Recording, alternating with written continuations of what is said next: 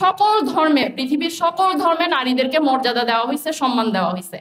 এইটা যারা করে তারা হচ্ছে আপনার এই ধর্মকেও রাজনৈতিক অস্ত্র হিসেবে ব্যবহার করতে চায়, নারীকেও রাজনৈতিক অস্ত্র হিসেবে ব্যবহার করতে চায়। এই নতুন রাজনীতিতে এইটার করতে দেওয়া হবে না। আপনি ধর্মকেও আর রাজনৈতিক অস্ত্র হিসেবে ব্যবহার করতে পারবেন না, নারীকেও আর রাজনৈতিক অস্ত্র হিসেবে ব্যবহার করতে পারবেন না। এটা হচ্ছে একদম আমার সাফ আজকের মেসেজ, আজকের বার্তা। যারা এটা করতে চান সাবধান হয়ে যান। আমরা যদি কথা বলা শুরু করি আপনারা কিন্তু লুকাবার জায়গা পাবেন না। সো এইসব নোংরা রাজনীতি বন্ধ করেন। যদি রাজনীতি করতে চান বাংলাদেশে ভালো সংস্কৃতির, নতুন রাজনৈতিক সংস্কৃতি তৈরি করেন, তাহলেই নেতৃত্ব দেওয়ার আশা করতে পারেন।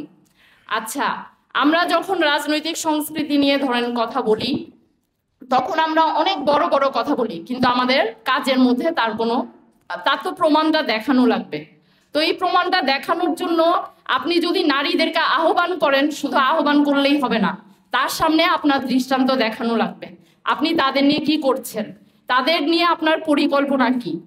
এখন সব সময় আপনি তাকে মিছিলের সামনেই রাখবেন বা সব সময় তাকে একটা সংখ্যা দিয়ে বিবেচনা করবেন, ওই রাজনীতি কিন্তু জুলাইয়ের পর শেষ। আপনারা এটা সবাই আমি জানি আপনারা সবাই এটা অনুভব করেন যে এখন আপনার নারীকে নারী হিসেবে আপনি যা সংখ্যা দেখাবেন, এই রাজনীতি আর হবে না।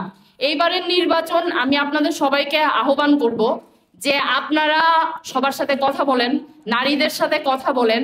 তার এলাকায় যে প্রার্থী, সে যেন প্রার্থীটা সম্পর্কে সম্পূর্ণ খোঁজ খবর নিয়ে, কোনো কথা দ্বারা জাস্ট কথা শুনেই যেন সে তার এত বড় সিদ্ধান্ত না নিয়ে নেয়।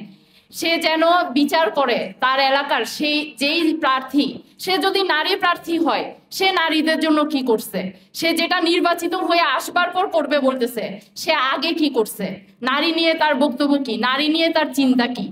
এবং সে যদি আপনার সেটা ভাই হয়, প্রার্থী হিসেবে ভাই হয়, তার পরিবারের নারীরা কেমন আছে সেটাও আপনারা চিন্তা করবেন। তার দলের নারীদের জন্য সে কি করছে সেইটা আপনারা বিচার করবেন। এবং আপনারা এই মেসেজগুলো আপনাদের পাড়ায় পাড়ায়, মহল্লায় মহল্লায় পৌঁছায় দিবেন।